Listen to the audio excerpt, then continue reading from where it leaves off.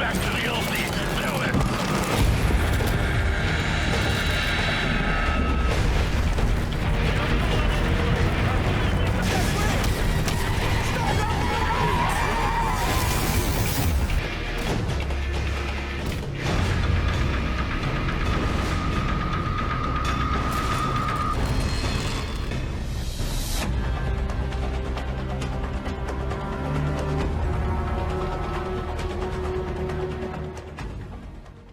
The campaign starts with the mission FNG, standing for Friendly New Guy, in Creedon Hill, UK.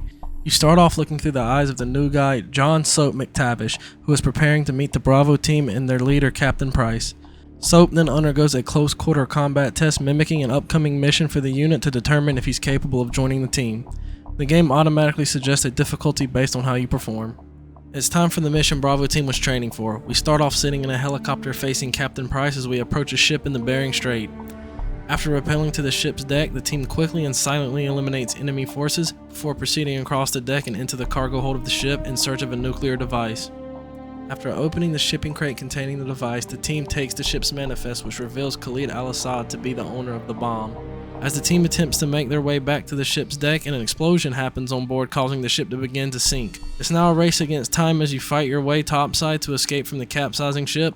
Soap barely manages to escape before the ship sinks completely by making a leap of faith to the nearby helicopter and being pulled up by Captain Price.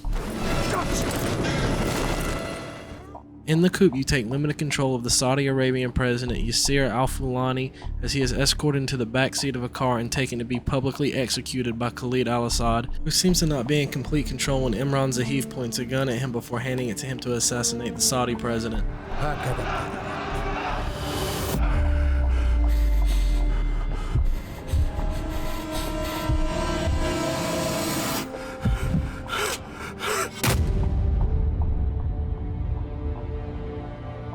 Now the next day we're back with Bravo team where Soap, Gaz, and Captain Price are in the Arabian Peninsula and on a mission to save a Russian informant that provided them with the intel on the cargo ship named Nikolai. The team clears a few small buildings before rendezvousing with Sergeant Kamarov and the Russian loyalist. Sergeant Kamarov and Captain Price have different ideas about this mission. Price just wants to rescue Nikolai, whereas Kamarov has the goal of eliminating a squad of ultranationalists who have taken over a local village.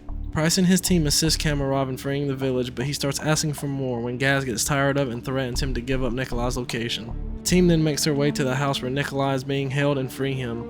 Then they make their way to the nearby extraction point and head for a German safe house. After the execution of the Saudi president, the United States deploys Marines into the area to search for and eliminate al-Assad. Playing as Sergeant Paul Jackson, we push through the small town on our way to the first suspected location of al-Assad, only to discover he isn't there. We then continue onto a TV station where al-Assad is believed to be broadcasting propaganda from, only to run into another dead end. Continuing in the boots of Sergeant Jackson, we have new orders to proceed to and defend a tank that is no longer operational. Upon reaching the tank, the squad now has to fight off waves of enemy forces until engineers are able to repair the tank. Picking back up where the mission Blackout left off, we rejoin Soap, Price, and Nikolai just before the helicopter they are in is shot down by a Stinger missile. While recovering from the crash, an enemy helicopter shows up searching for any survivors of the crash, eventually spotting our team. Upon reaching a small barn, Soap is able to acquire a Stinger missile rocket launcher and take down the enemy helicopter. We then get a radio call saying that a friendly AC-130 has arrived.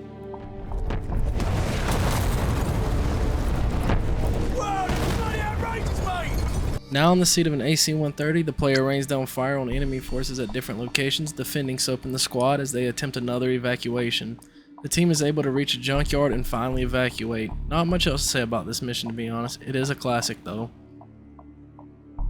Picking up back in the bog, the tank Warpig has been repaired and the squad is now under attack. After defending their position, the Marines make their way through streets in enemy territory, taking out all opposition along the way. Sergeant Jackson and Vasquez now make their way to al-Assad. Sergeant Jackson, now in the gunner seat, flies toward al-Assad's new belief position. After taking out enemy ground forces, we are dropped off and tasked with reaching and extracting a recon team. As soon as we return to the helicopter, the team gets word that SEAL Team 6 has discovered a possible nuclear weapon. After taking off, we watch as a friendly attack chopper, Deadly, is shot down, prompting us to land and attempt a quick rescue of the pilot. After saving the pilot and returning to the helicopter, the team begins quickly flying out of the area, but it's too late as we watch the nuke detonate from the back of the helicopter before the chopper goes down and we hit the ground.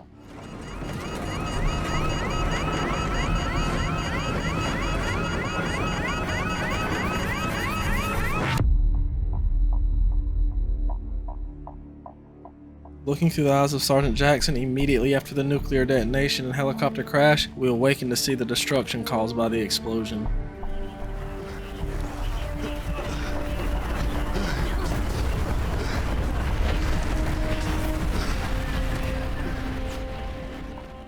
Rejoining Captain Price and his squad, we arrive in Azerbaijan, now searching for Al-Assad in a safe house he has used in the past. The team searches through multiple buildings backed up by Russian loyalists and helicopter. Running into ultra-nationalists along the way, they eventually find and capture Al-Assad, before Price ties him to a chair for interrogation. Price continues to use persuasion techniques on Al-Assad for info on the nuclear bomb. After receiving a call, Price pulls out a pistol and shoots Al-Assad without saying a word. Who was that, sir? Zakhaev. Imran Zakhaev. All Gillied Up takes us back 15 years to 1996 and takes place in the infamous Chernobyl.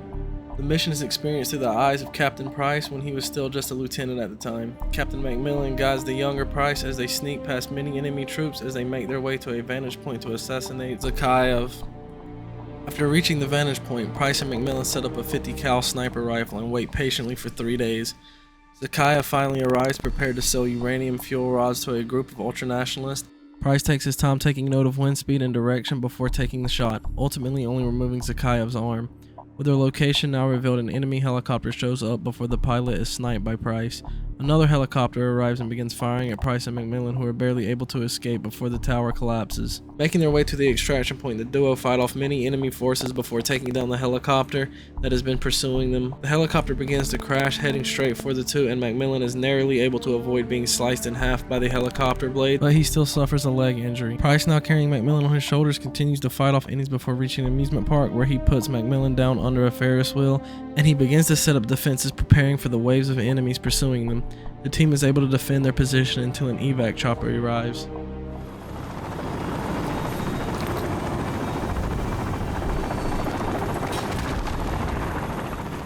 Back in the present day, Captain Price, Soap, and the rest of the team now have to evacuate after assassinating Al-Assad. After fighting their way to the evac site, the pilot radios in saying that the LZ is too hot and that the team only has a few minutes to reach a new landing zone at the bottom of the hill. Soap and his squad are successfully able to reach the new evacuation site and leave the area with Sergeant Griggs. Still in control of Soap, joined by SAS, Russian loyalists, and a few Marines, the objective is to capture Zakhaev's son in hopes that he will give up his father's location. Sneaking to a checkpoint, the teams are able to eliminate enemies and use their clothes as a disguise. A couple hours later, Victor, Zakhaev's son, arrives in a convoy. Our squads open fire to capture Victor, who manages to escape. In pursuit of Victor, Soap and Griggs fight through enemies in a small town before cornering him on a rooftop. When Soap attempts to restrain him, Victor puts a gun against his own head and pulls the trigger, leaving us with no more leads on Zakhaev.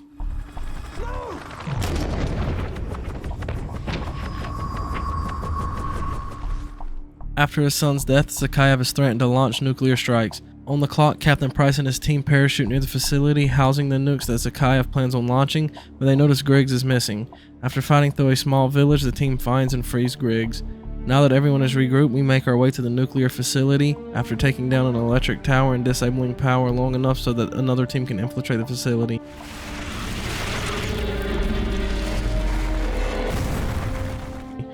As we push forward, we watch as 2 nukes are launched into the sky aimed at the United States. The pressure is on now that 2 missiles have been launched.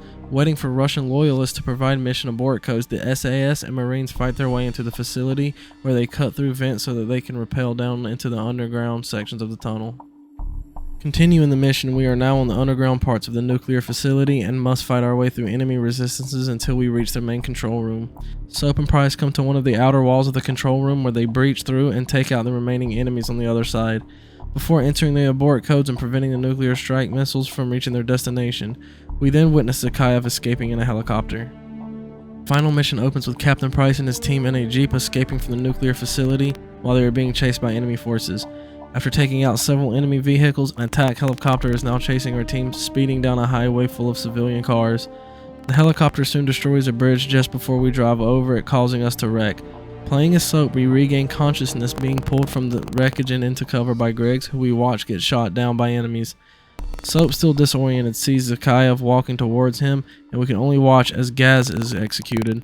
Before Zakhaev is able to do the same to Soap, he is distracted by a friendly Russian attack helicopter, which buys us enough time for Captain Price to slide an M1911 to Soap, who is able to fire a bullet into the back of Zakhaev's head, ending the main campaign of the first Modern Warfare.